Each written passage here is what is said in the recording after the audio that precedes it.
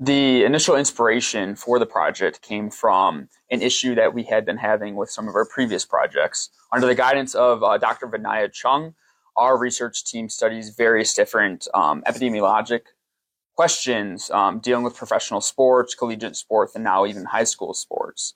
And the issue we kept running into is we did not have a metric to track a player's return to performance after they had suffered an injury. With the popularity of fantasy football, inadvertently, that has created this large database of player performance over many seasons.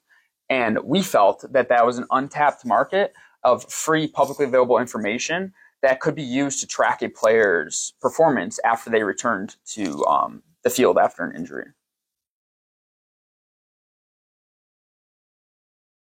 So we evaluated all injuries in offensive skilled positions among NFL players across 5 NFL seasons, the 2017-18 season through the 2021-2022 season. We included all injuries that resulted in at least one game being missed. All this data was publicly available, and so we just had to extract it from these publicly available sources. We looked at return to performance measured by a change in the fantasy points per game in the year of the injury and the year after the injury. And then we also analyzed this change in fantasy points per game by position, by injury location, and by year.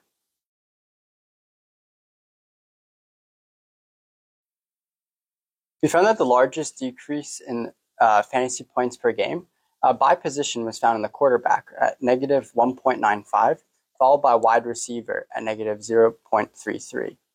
By injury location, we actually found that injury to the shin had the largest decrease in fantasy points per game at negative 3.24, followed by injury to the arm at negative 2.65.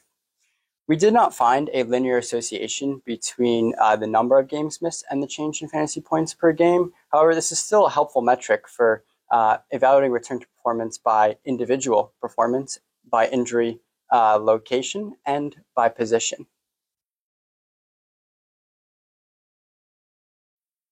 The implications of this are, since we were able to stratify the analysis based on player position and injury type, that helps physicians and other members on the staff identify what players are at an increased risk of reduced performance after what specific injury type.